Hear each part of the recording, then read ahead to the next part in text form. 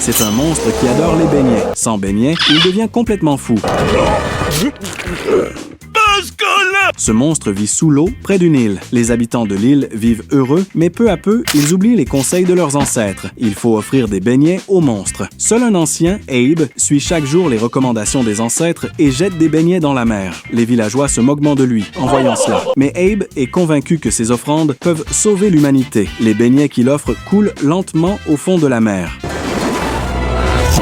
Cependant, un jour, un accident survient pendant qu'il prépare les beignets. Abe avale un petit bonbon qui se coince dans sa gorge et il meurt étouffé. Après sa mort, plus personne n'offre de beignets au monstre marin. Le monstre, affamé, sort de l'eau. Sans beignets, il devient furieux et réduit en cendres quiconque tente de l'arrêter. Un professeur pense que le monstre marin explosera s'il quitte l'eau, mais la créature lui a donné un coup de pied. Il détruit les bâtiments de la ville, arrache même les lignes électriques à haute tension et aucun hélicoptère de combat ne peut le vaincre. Lisa essaie de convaincre le monstre de ne pas attaquer les humains, mais il l'ignore complètement.